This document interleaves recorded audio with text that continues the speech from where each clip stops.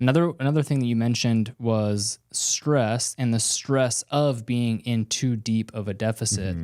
How does stress play into this? And then, link that to cortisol, right? Because, cortisol is something that we release and upregulate as a hormone when we are under more stress, whether it's like perceived stress, like something threatening just happened, or you're stressed about finances, or you're stressed about your job, or you're in like a deep calorie deficit and your body doesn't have as much energy to run on. You end up running on some of these stress hormones, right? Like adrenaline and cortisol. How does that cortisol play into this weight loss? Yeah, I mean, if your body is stressed, then it doesn't do a good job of what's called like fat oxidation. So like freeing up those fat stores to then be used and burned as energy.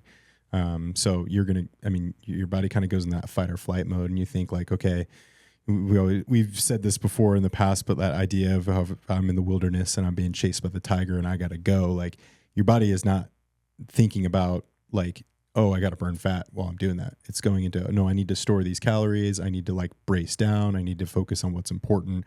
And so, yeah, the higher that cortisol response is, the less it's going to seek to burn body fat. And yeah, if you're in a greater deficit, like you just mentioned, your cortisol response will increase. And if you're constantly in that like sympathetic nervous system state, then again, your body is not looking to burn fat. It's looking to survive. So making sure that, you're appropriately decreasing your calories, you're getting good sleep. We'll talk about cardio and the role that can be, the role that can play in fat loss, weight loss. We talk about doing a lot of steady state cardio where we're not like overly stressing the body is important. Strength training, all that stuff, but making sure that the intensity of your output matches the intensity of your input. Like your body only has the ability to perform and or recover as much as like we're allowing it, if that makes sense. Yeah. So like if your workouts are like too aggressive and creating like a cortisol spike, like some of those really high intense, CrossFit sessions, things like that, or you're going for like 13-mile runs or, and that's what your training looks like all the time, and you're tired, you're not getting good sleep and all that stuff, like good luck losing body fat. Yeah. I a couple of things that I've seen in my own life and seen with clients that can have a really, big impact on cortisol, especially when you're in this calorie deficit, you're more susceptible to it. Workouts that go longer than like 45 minutes to an hour really jump your cortisol. So like around that 45 minute to 60 minute mark, you see cortisol starting to ramp up. So if you're doing like long, hard workouts, then you're going to be upregulating your cortisol a lot. And then you're going to stop seeing the benefits from the workout as much because like you said, the cortisol breaks down muscle tissue. It blocks fat oxidation, and that cortisol lingers around in your bloodstream, for hours after that workout's done. So that's a big one. And you can do intense sessions. I think it's great to do intense like weightlifting sessions where you're doing, heavy weightlifting and you're, pushing yourself during that, but trying to keep the effort, like the hard effort window between like around that 45-minute mark seems to be really effective for getting a good stimulus, but not upregulating cortisol too much. Another one is eating too late and eating your carbohydrates too close to bed. So if you're eating your carbohydrates, definitely depends on what kind of carbohydrates you have. If it spikes your blood sugar a lot, then that's going to be worse. But if say you're eating, a large portion of your carbohydrates in the evening, an hour before bed, and you're going to bed with blood sugar elevated, then you're going to be on a blood sugar roller coaster during sleep, right? Yeah, so that's where you get some of those like wake windows, like those like 1 a.m. to 3 a.m. wake windows, and you're awake and you're just like, you feel kind of wired and you don't know why. Like that could be a huge contributor. Because if you go to bed with your blood sugar elevated, then your body releases insulin to bring it back down. And then your blood sugar drops too low, and then your body releases cortisol because your blood sugar is too low and it needs to come back up. So then your body is trying to adjust to this like big dose of carbohydrates that you had just before bed.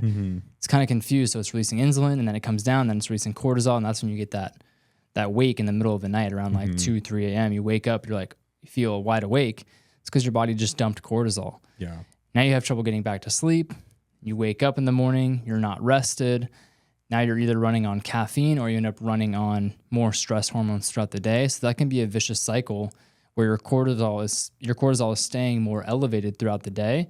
And again, if that cortisol is elevated, you're getting less fat oxidation, which means less fat burning, and your body's unable to build muscle and repair and recover from those strength sessions that you're doing. Mm-hmm.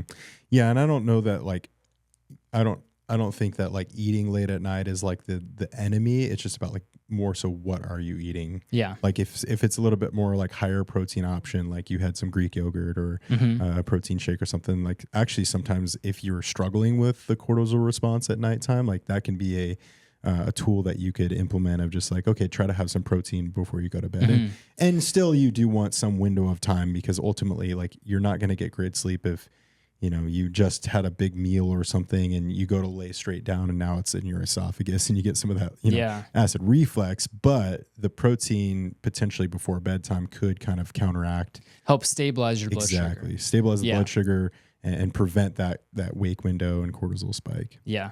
I think as long as it's not too close to bed to where you're not going to get as deep of a sleep if your body's sending a lot of energy to digest the food that you just ate. So there's like kind of a sweet spot, and making sure you're eating, you know, trying to eat around 2 to 3 hours before bed and having something that's a little bit more protein, fat heavy to balance that. Like a little bit lighter. Yes. Like I'll notice this, like my wife and I will go on like a date night and we'll eat a meal that's a little bit heavier than normal. It's a little bit later because, you know, that's just the time that we're going. And yeah, my sleep is definitely affected by that. You get that chocolate cake for dessert. Yeah, right. I even like a big old steak, dude. Like, you know what I mean? It could be what you think is a quality meal and or good nutrients. But still, man, it's like you go to lay down, your body's like prioritizing digestion and not sleep. And you're getting some wake windows. You're not getting like full on REM, deep rested sleep.